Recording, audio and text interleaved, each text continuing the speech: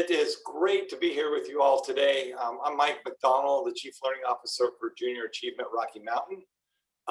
We are excited to present a session to you today, and it's going to be about finding areas where there's opportunities to help pay for post-secondary education, and it's fantastic to be part of that.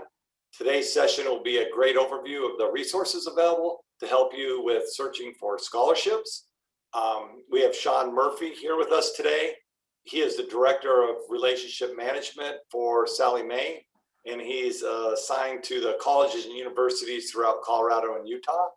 He previously worked at the University of Denver in the financial aid arena, and he has over 20 years of experience in financial aid, and he's been presenting to high school students, parents, counselors on all the financial aid complexities. And so we're excited to have Shawn with us today.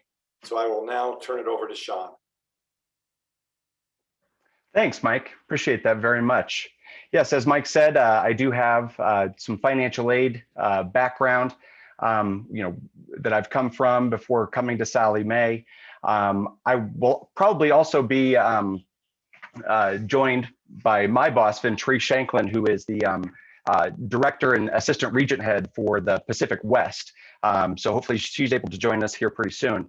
I wanted to also introduce who Sallie Mae is in case people don't have an understanding of that. But in case you're unaware of who we are, Sallie Mae is a savings, planning, and paying for college company that helps provide financial literacy along with a variety of other tools to help with college success. Our mission is to power confidence as students begin their unique journey.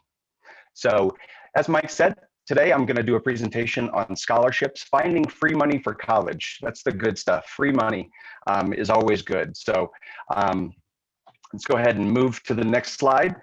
What we'll learn today is a little bit about college cost and how scholarships help with that.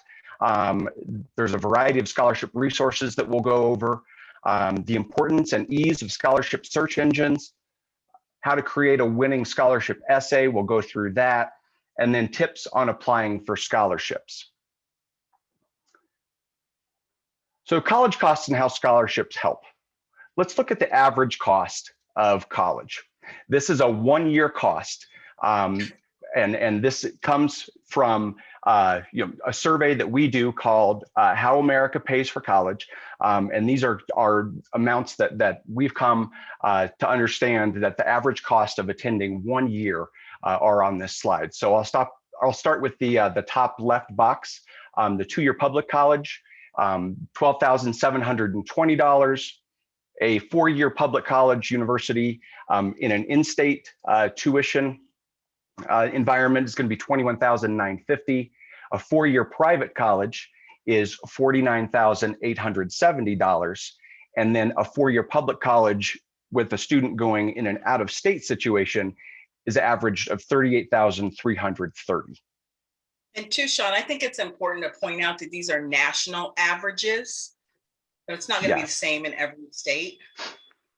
Perfect. Yes, that's so true. We don't have that broken out for them, but yeah, that's a national average. Typically, East Coast is a little more expensive than the western part of the United States. So thank you, Ventrice, for chiming in on that. So this slide is how families are paying for it, right? So the share of college costs paid by each funding source. So Americans spent an average of $30,017 on college in the past academic year. The total amount is 14% higher than the previous academic year. And parents cover the lion's share of that cost at 52%. Broken out, parents' income and savings covered 44% of that, or $13,072 average. And parents borrowed about 8% to cover the cost. And that's works out to $2,538. Across all sources of funding compared to the previous year, we see that the largest increase in contributions are from parent income and savings. This covered 30% of the cost in 2018-2019 and 44% of the cost in 2019-20. That translates to parents contributing about $5,300 more this year from income and savings, while amounts contributed from parent borrowing remained consistent year over year. Free financial aid, which we're talking about today, scholarships and grants, covered 25% of the cost, or $7,626 on average. Scholarships covered 15% and grants covered 10%. While the average amount covered by scholarships and grant decreased slightly by about $500, the portions of costs covered by these funding sources decreased 31% in 2018-19 to 25% in 2019-20. As you can see, there's an interplay between the proportion of education costs covered by scholarships and grants or parents' income and savings. Students contributions covered 21% of the cost, with students contributing $4,043 from borrowed funds and $2,303 from student income and savings. Student borrowing amount and the proportion of the total cost it covers remains consistent from those 2 academic years that we compare. And finally, from relatives and friends, they've covered 1% of that total cost, or $436 on average. Let's look at the scholarship money and where that comes from. So 58% of families used scholarships in 2019-20. Most of that scholarship money is awarded as a result of a financial aid process defined by the college or the government. So FAFSA, or a college process that the financial aid office determines. Among families who said they used scholarships, 64% received them from the college with an average amount of $9,671, and 29% received them from the state with an average amount of $4,698. Outside the formal financial aid application process, students may be eligible for scholarships from community groups, businesses, or nonprofits. 27% of scholarship users reported obtaining one of a community-based source with an average amount of $2,204. So we'll talk about a variety of scholarship resources. So scholarships is financial aid that does not have to be repaid. So absolutely free money, which is great. A scholarship might cover the entire cost of the tuition, or it might be a one-time award of a few $100s. Either way, it's worth applying for because it helps reduce the cost of your education. Are you wondering when you should apply for scholarships? Well, each scholarship has its own unique requirements that indicate who qualifies and how to apply. It also depends on the scholarship deadline date. Some deadlines are as early as a year before the college starts. So if you're in high school now, you can be researching and applying for scholarships during the summer between your junior and senior years. But if you've missed that window, please don't give up. Look at scholarship information to see which ones you can still apply for right now. And then how to apply. Each scholarship has its own requirements. The scholarship website should give you an idea of who qualifies for the scholarship and how to apply for that scholarship. Make sure you read the applications carefully, fill it out completely, and meet the application deadline date. You don't need to be number 1 in your class or an all-star athlete to get free money for college. Scholarships can be need-based by applying for the FAFSA, merit-based, or based on hobbies, fields of study, ethnicity, religion, and more. Did you know that there's scholarships for left-handed people? While federal and state governments award some scholarships, the majority of scholarship funds are awarded by colleges in which the student enrolls and by private organizations. So many scholarships are available through the college or university that you attend. There are also private scholarships available each year. There are thousands of them offered by schools, employers, individuals, private companies, nonprofit organizations, communities, religious groups, and professional and social organizations. You can ask family and friends if their employers or any organizations are involved in offering scholarship programs. If you're employed, ask your boss if they offer a scholarship program. If you're in high school, a great resource for a local or community-based scholarships is your counselor. But most counseling offices have and published a list of scholarships available to graduates of their high school, of residents in the community, state, or more. Ask the admission and financial aid office at the college you're interested in attending for a list of scholarships that you could qualify for. Be sure you understand the deadline dates and submit your applications and the application process to ensure you don't miss out. Some examples of some large national scholarships are the Dr. Pepper Scholarship, Coca-Cola, Walmart has a scholarship, Burger King, Ronald McDonald House, and Target. Those are just to name a few. Some examples of private organizations that offer scholarships: the Optimist Club, Rotary, college and university local alumni clubs also offer scholarships. So bottom line, there are many scholarships available. You just need to do some research and find them. And this is where our search engine can really help. So importance and ease of a scholarship search engine. These are amazing. They can aggregate lists of scholarships, and they allow a user or somebody that creates a profile to be matched to scholarships based on that profile that you create. Once you create your profile as new scholarships are added to that database, you'll be notified by email of anything that matches your profile. One tip that I would give, that I typically give when I do my financial aid nights, is to create a new email address just for this purpose. You have one place to go to see if any new scholarships have met your profile, and you don't have to weed through all of your other email that might have come in. Make sure you keep your profile up to date. If you need to update any test scores, your GPA, any clubs you've joined, any organizations, any volunteer activities that you've done. This is not just your junior or senior year in high school. Update your profile when you get to college, maybe with your first semester GPA, any activities or organizations you've joined in college, especially if you've changed your major. The thing to remember is that this is not a one-year deal. This is not just a senior in high school looking for scholarships. This can be throughout your entire college career, your entire time in college. You can have opportunities that might come to you for different scholarships. So the search engines that we talk about, of course, are our own, right? We've got a scholarship search by Sally Mae, and the links are right there. We have a scholarship search for undergraduates. We also have a scholarship search for graduates. So students that are interested in obtaining a graduate degree or in grad school can research the scholarship database that we have available for them. We also talk about FastWeb, and they've got 1.5 million scholarships worth up to 3.4 billion. You can see the link there. And then Big Future, which is a college board scholarship search, also has a very large program of 2,200 programs, nearing $6 billion.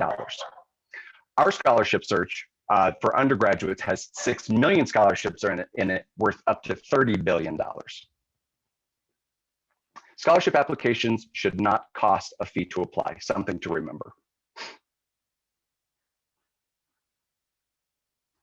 In your search for scholarships, you'll need to find search engines that will narrow down your search and guide you to the perfect scholarship based on your profile. The tool, of course, should be free. Never pay for a scholarship, never pay for a scholarship application, or pay for someone else to find you scholarships. Not necessary. It's not a hard process.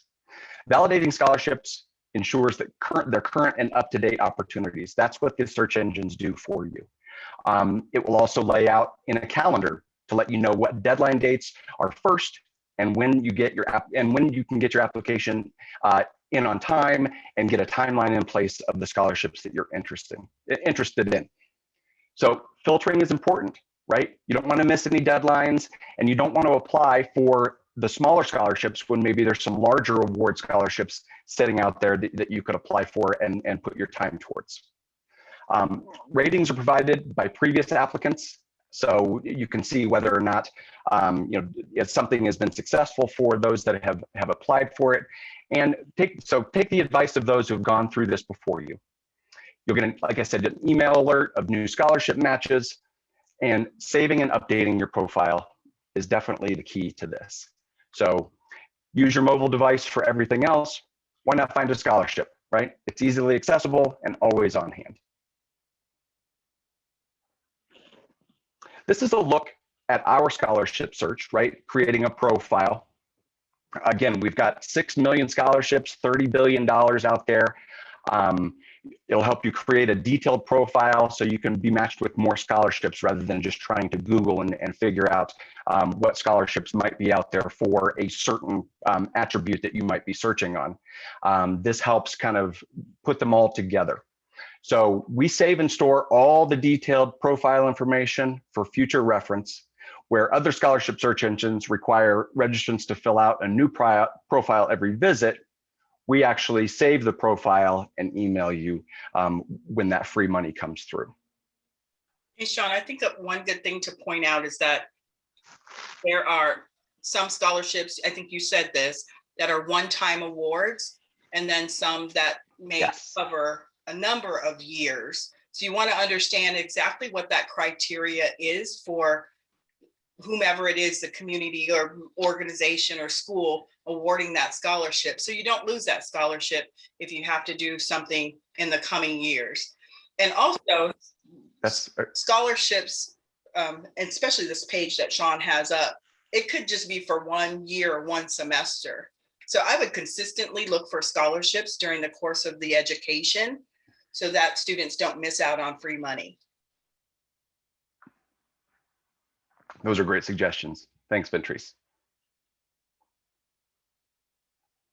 So next, we're going to talk about how to create a winning scholarship essay.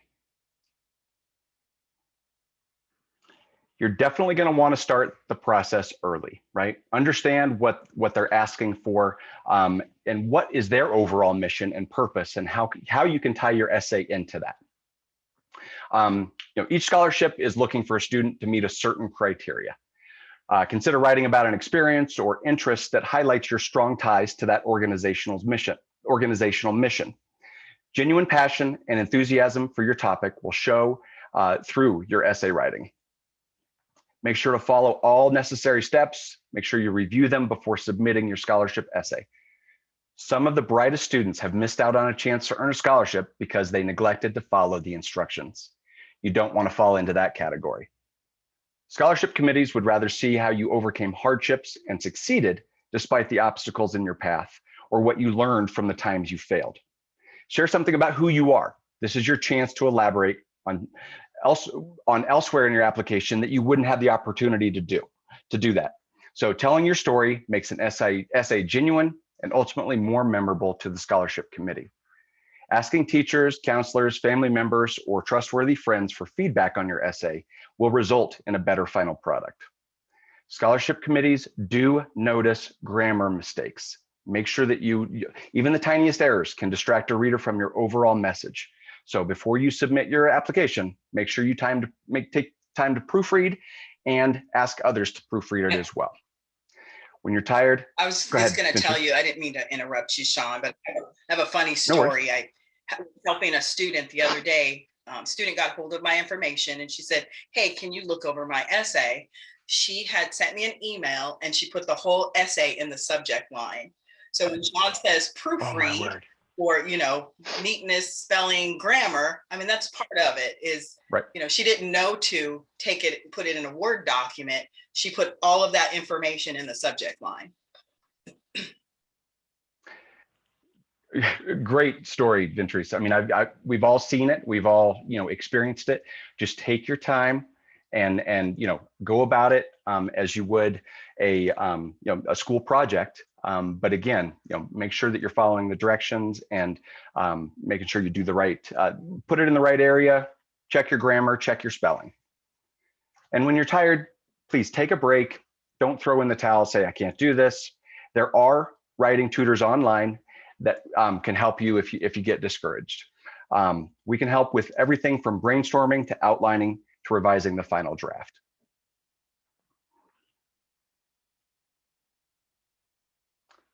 So what makes a good essay? One that shows your background, experiences, ambitions, and personality. It's your opportunity to make a strong and lasting impression. And these tips can help. Be original and honest. State clearly what you deserve by winning the scholarship, that you deserve winning that scholarship. Avoid unnecessary information and make sure your essay is inspirational and has a positive tone. So here's some tips on applying for scholarships. We've got 5 tips around this circle. So make sure you get organized, be authentic, know the requirements, include strong recommendations if it's asking for that, and create a lasting impression.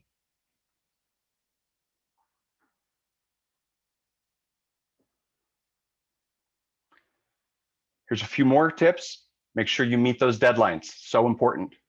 List important accomplishments first. Showcase your honors and your rewards. Don't rule out smaller scholarships. Sometimes $100, $200 will help pay for those books so that you don't have to put that on a credit card or ask anybody else for that funding. And one more tip, start applying for these scholarships your junior year. They don't necessarily require that you're going to college then the year that you're applying for these scholarships. They will hold on to these scholarships for you if you are a recipient of them. So junior year is when you should start. Even if you're just out there looking at what's available, I think is a good reason to start your junior year.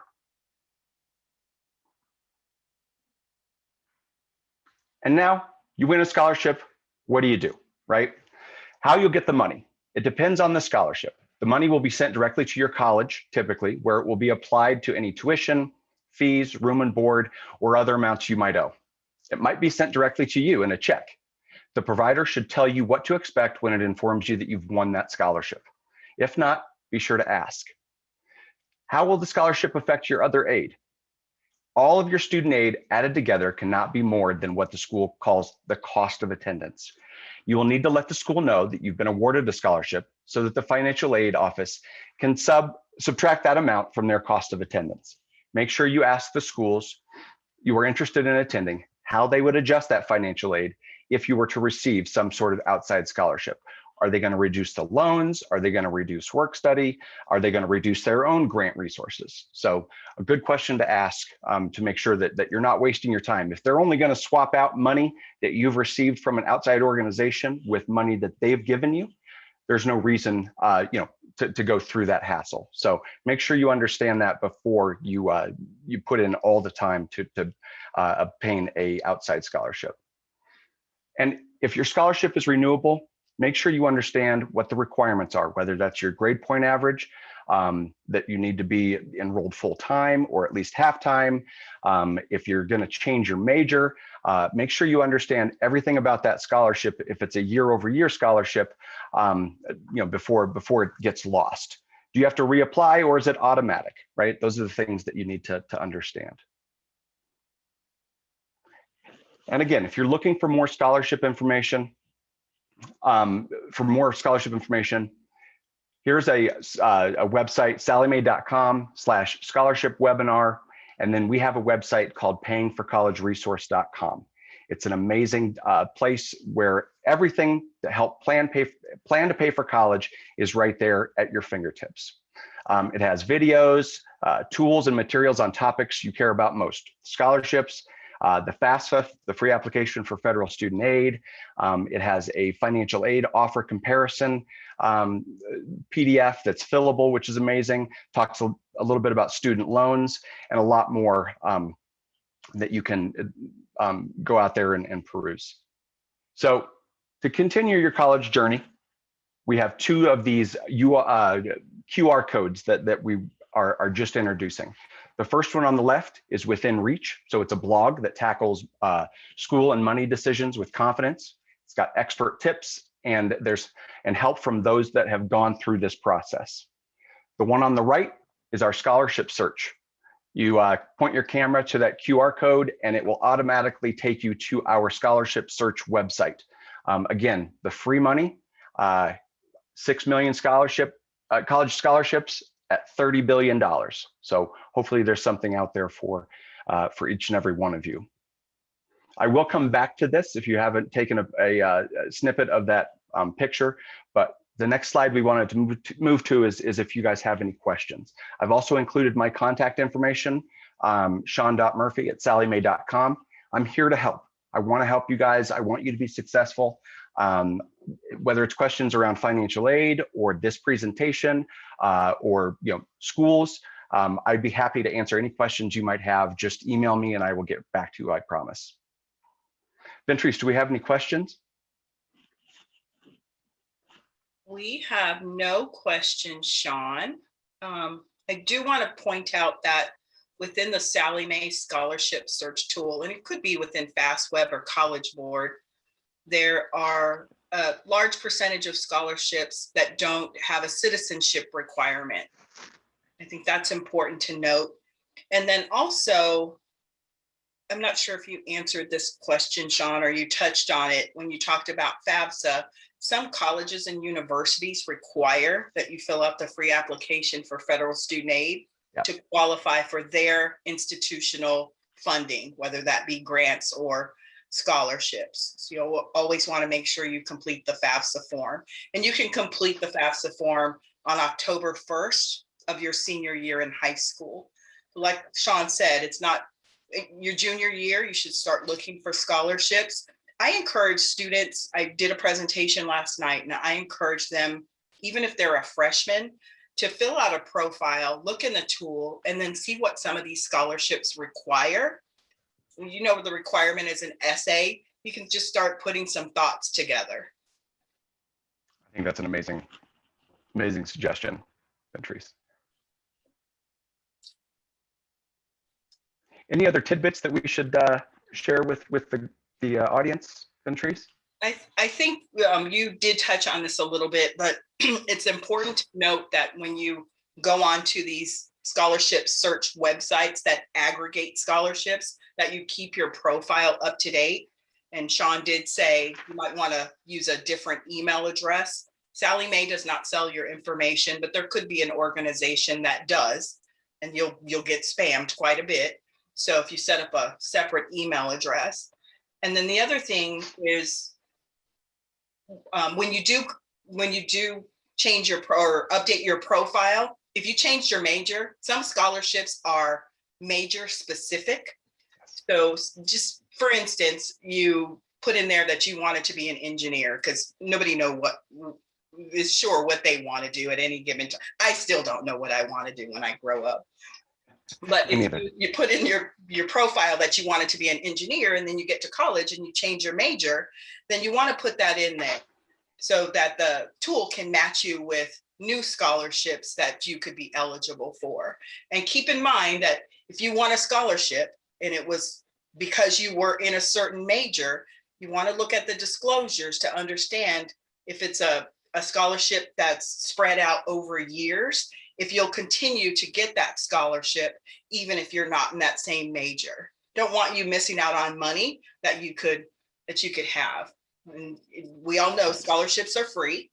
You don't have to pay for them. If anybody tries to charge you a fee for a scholarship, it's probably a scam. Yep. Walk away. Did any questions come through? Not yet. No questions as Okay. of yet. We can't see you guys, so if you're uncomfortable asking a question, you put it in the chat or just unmute your line, and you're Computer. welcome Yep. to ask a question. There's plenty of dollars out there to be had. You just have to do a little work. Think about this. Just say if I got 2 scholarships, they were both worth $100, and it only took me 10 hours to apply for those, and I received them. You're making about $20 an hour, which you really couldn't do at a part-time job. So I would consider just taking a few hours a day. You can do it within the time you're watching television, or if you've got a little free time in your hands, and look for free money, because that would mean loans that you don't have to take out. That would mean additional debt that you don't have to take out. Right. When I was at my time at DU, I did, we had our system of record has certain number of lines that you can add awards to for to create that financial aid offer for that student. And they had maxed out the number of outside scholarships that they had received, and it paid for their entire year of tuition, room and board, and fees just from outside scholarships. Yeah, you sure can.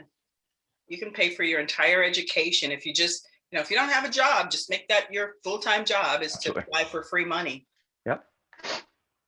And don't get discouraged. I mean, if you don't get one, there's another one right coming right up the pike that you could qualify for, and you can put your effort towards that.